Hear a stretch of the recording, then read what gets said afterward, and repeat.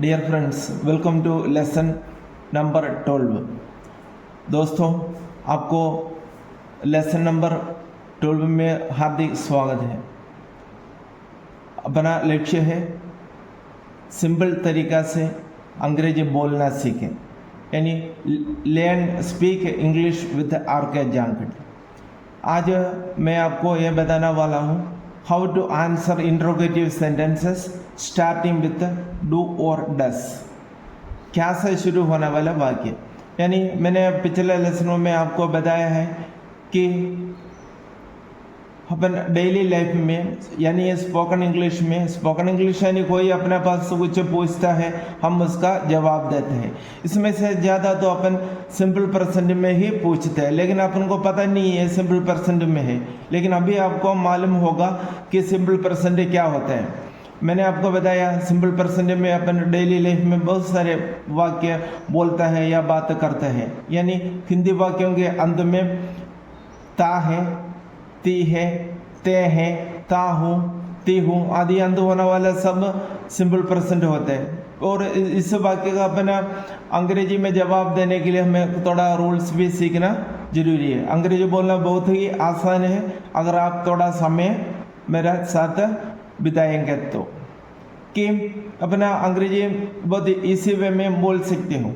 अभी इसका मुख्य बात है सिंपल प्रेजेंट सीखना। मैंने आपको सिंपल प्रेजेंट में साधारण वाक्य, नकारात्मक वाक्य, प्रश्नवाचक वाक्य, यानी क्या से शुरू होने वाला वाक्य कैसे बनता है और इसका आंसर हम कैसे देते हैं, एक दो वाक्य मैंने पिछले लेसन में आपको बताया था। आज मैं उसी लेसन को आगे बढ़ाते हुए आपको थोड़ा और जानकारी देना चाहता हूँ। अपना इस लेसन आपको समझ में आता है तो कृपया ये सब्सक्राइब करें, लाइक करें, अपना दोस्तों को शेयर करें और मुझे ज़्यादा मोटिवेट करें।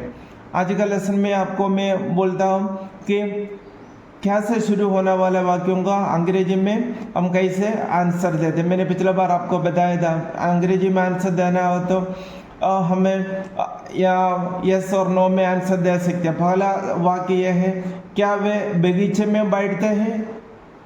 पिछला बार यानी लेसन नंबर 11 में पिछला दिन मैंने आपको ये बताया था कि सिंगुलर सब्जेक्ट यूज़ करके कैसे वाक्य बनाते हैं। आज मैं एक फर्स्ट वाक्य वे यूज़ किया। वे यानी इंग्लिश में दे बोलते हैं, दे यानी बहुवचन है। आपको रूल्स सब तो याद होना चाहिए। रूल्स एक बार और आप याद कर लेना। याद करने के लिए पिछले लेसन आप ध्यान से देख लेना। क्या वे बगीचे में बैठते हैं। अपना प्रश्न हो तो हम उस पर अपना आवाज़ से पता चलना चाहिए यह प्रश्न है।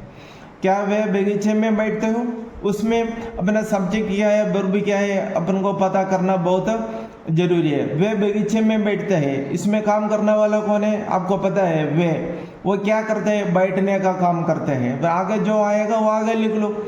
वे को हम इंग्लिश में बोलते हैं दे, THEY दे, और बैठने को बोलते हैं सिट। लेकिन क्वेश्चन अपने क्या से शुरू हो गया, मैंने आपको बताया है क्या से शुरू होने वाले सभी प्रश्न का जवाब हम डू या डस में देना चाहिए। अगर एक वचन हो तो डस से करेंगे, बहुवचन हो तो डू से करेंगे। इसमें आपको पता है वे यानी दे यानी बहुवचन का एक लिस्ट और एक वचन का एक लिस्ट मैंने आपको पहले बताया है। पिछले लेसन एक बार आप देखना है। देखो, एक इसका बीच में आपको कर्सिव राइटिंग नहीं आता है तो मुझे कमेंट करके बताइए, मैं आपको कर्सिव राइटिंग भी सिखाऊंगा। देखो, क्या वे बगीचे में बैठते हैं। क्वेश्चन है do they sit in the garden. देखो, डू हेल्पिंग वर्ब आ गया, helping verb plus subject plus verb का फर्स्ट फॉर्म प्लस आगे जो भी आएगा। इसको हम ज़्यादा ग्रामर का साथ नहीं जाना चाहता हूँ। इसमें हम प्रोपोजिशनल फ्रेज बोलते हैं, प्रोपोजिशन है इसलिए अपन ज़्यादा तो अपन डू सब्जेक्ट और verb. Do they sit in the garden, क्या वे बगीचे में बैठते हैं। अगर हाँ तो हम हिंदी में बोलते हैं हाँ वे बगीचे में बैठते हैं। हम इसका इंग्लिश कैसे बनाते हैं, यस जी हाँ यानी जी या हाँ। They sit in the garden यानी ये तो अफर्मेटिव सेंटेंस है। अभी they sit in the garden, वे बगीचे में बैठते हैं। अफर्मेटिव सेंटेंस बनाना मैंने आपको सिखाया है, यानी प्लूरल सब्जेक्ट प्लस वर्ब का फर्स्ट फॉर्म प्लस आगे जो भी आएगा वो लिख लेना। यस यानी हाँ, they sit in the garden, they बहुवचन है इसलिए वर्ब का फर्स्ट फॉर्म आया। Yes they sit in the garden यानी हाँ वे बगीचे में बैठते हैं। और इसका आंसर अपन दो प्रकार लिख सकते हैं। एक बार मैं आपको पूरा ग्रामर का हिसाब से या पूरा सेंटेंस का हिसाब से पूरा आपको मैं बता रहा हूँ। कोई अपने पास पूछता है क्या वे बगीचे में बैठते हैं, अपन बोलते हैं हाँ बैठते हैं, ऐसा भी बोल सकते। यस दे सिट ऐसा भी हम बोल सकते हैं। तो मैंने आने वाला लेसन में आपको बताऊंगा। अभी आपको पूर्ण रूप से जो स्कूल जाने वाले बच्चों के लिए भी ग्रामर सीखना आसान हो जाएगा। जो बड़े लोग हैं जो इंग्लिश बोलना सीखना चाहते हैं उनके लिए भी काफ़ी फ़ायदेमंद होते हैं, क्योंकि अंग्रेजी कोई बोलता है हमें तो समझ में तो आ जाता है। बहुत सारे लोग मेरे पास बोला है अंग्रेजी तो समझ में तो आता है पर जो इसका जवाब देना हमें नहीं आता है। उदाहरण के लिए एक जवाब प्रश्न पूछा था क्या वे बगीचे में बैठते हैं, हमने जवाब दे दिया हाँ वे बगीचे में बैठते हैं। Yes they sit in the garden ऐसा भी बोल दे। यस दे सिट हाँ वे बैठते हैं। अभी अगर नहीं बैठते हैं तो हम कैसे बोलेंगे, नहीं वे बगीचे में नहीं बैठते हैं, नहीं वे बगीचे में नहीं बैठते। नहीं को छोड़ दो, वे बगीचे में नहीं बैठते हैं। देखो इसमें है नहीं आया, आपको पता है नेगेटिव सेंटेंस है, नेगेटिव सेंटेंस और सब्जेक्ट बहुवचन है दे आया। नेगेटिव सेंटेंस बनाना आपको मैंने पहले ही सिखाया है कैसे। Plural subject plus do plus not plus verb के फर्स्ट उसी प्रकार इधर भी बनाओ। पहले नो को एक और छुपा दो, they do not sit in the garden, अपना पूरा वाक्य ऐसे बनेगा no they do not sit in the garden ऐसे भी बना सकते हैं। नो दे डोंट यानी डू प्लस नॉट, इसका शॉर्ट फॉर्म बाद में आपको बताऊंगा। आप कमेंट में मुझे बताना आपको समझ में आता है या नहीं आता है। देखो अगला एक है क्या से शुरू होने वाला एक वाक्य, क्योंकि अपना कम्युनिकेटिव इंग्लिश या कम्युनिकेशन में या बात करने में ज़्यादातर हमें क्वेश्चन का सामना करना पड़ता है। जो क्वेश्चन का जवाब हमें देना पड़ता है उस समय हमें ये मालूम होना चाहिए क्वेश्चन कौन सी टेंस में पूछा है। अभी तो कोई बात नहीं, अपन सिंपल परसेंटेज सीख रहे हैं क्योंकि इसमें ता है आया है। क्या मेरा मित्र एक पत्र लिखता है, क्या मेरा मित्र एक पत्र लिखता है। देखो इसमें सब्जेक्ट क्या है और वर्ब क्या है आपको पता है। मेरा मित्र सब्जेक्ट है, मेरा मित्र। क्रिया क्या है लिखना, क्या लिखेगा पूछा तो एक पत्र। क्या कैसा हम करते हैं एक वचन, मेरा मित्र यानी माय फ्रेंड एक वचन है इसलिए डस यूज करते हैं। Does my friend write a letter, क्या मेरा मित्र एक पत्र लिखता है। अगर लिखता है तो अपन हाँ में जवाब देना, जहाँ मेरा मित्र एक पत्र लिखता है। Yes my friend writes a letter, इसमें भी आपको एक बात ध्यान में रखना चाहिए, मेरा मित्र एक पत्र लिखता है अफर्मेटिव सेंटेंस है और सब्जेक्ट सिंगुलर यानी एक वचन है। तो हम कैसे अफर्मेटिव बनाते हैं मैंने आपको बताया था। My friend writes a letter यानी सब्जेक्ट प्लस वर्ब के first form plus S plus object लिखना। हाँ मेरा मित्र एक पत्र लिखता है। अगर नहीं लिखता है तो हम कैसे बोलेंगे, नहीं मेरा मित्र एक पत्र नहीं लिखता। ये तो नेगेटिव सेंटेंस है। पिछले लेसन में आप देखना नेगेटिव सेंटेंस बनाने का गोल्डन रूल्स क्या होते हैं। मेरा मित्र एक वचन है तो हम कैसे करेंगे, मेरा मित्र एक पत्र नहीं लिखता है। My friend does not write a letter. देखो no my friend does not write a letter. देखो डू और डस का बाद मैंने आपको पहले बोला था वर्ब का फर्स्ट फॉर्म में ही आते हैं।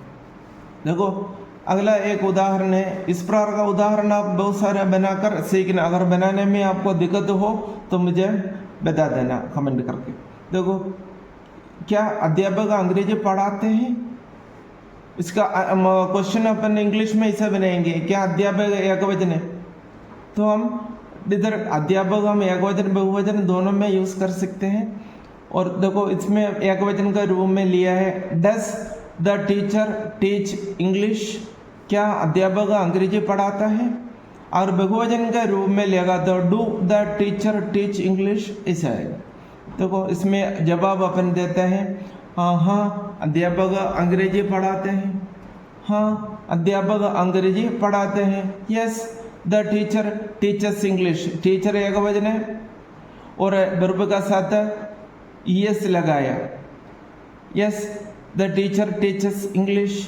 अगर नहीं है तो नहीं अध्यापक अंग्रेजी नहीं पढ़ाते हैं, कैसे लिखेगा अपन, no the teacher does not teach English. इसमें देखो नो हटा दिया तो नेटिव सेंटेंस हो जाएगा। नेटिव सेंटेंस बनाने का गोल्डन रूल मैंने आपको बताया है, singular subject plus does plus not plus verb के फर्स्ट फॉर्म प्लस ऑब्जेक्ट।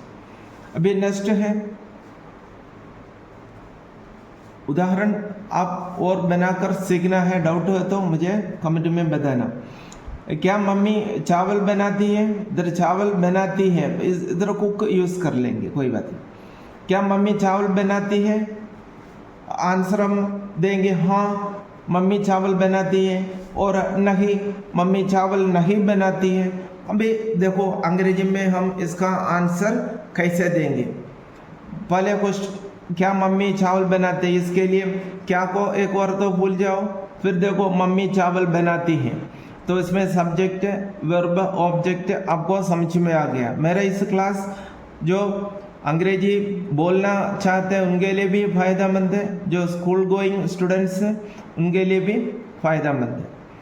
देखो मम्मी काम करने वाला क्या करता है, बनाती है, क्या बनाती है तो चावल, सब्जेक्ट वर्ब ऑब्जेक्ट। देखो तो इंट्रोगेटिव सेंटेंस है, वो सेंटेंस भी क्या से शुरू हो गया, मम्मी एकवचन है इसलिए हम डस चुन लिया है। स्पोकन इंग्लिश में मदर ऐसा नहीं बोलता है, हम मम्मी बोलते हैं, इसलिए मैं आज इधर मम्मी यूज किया है।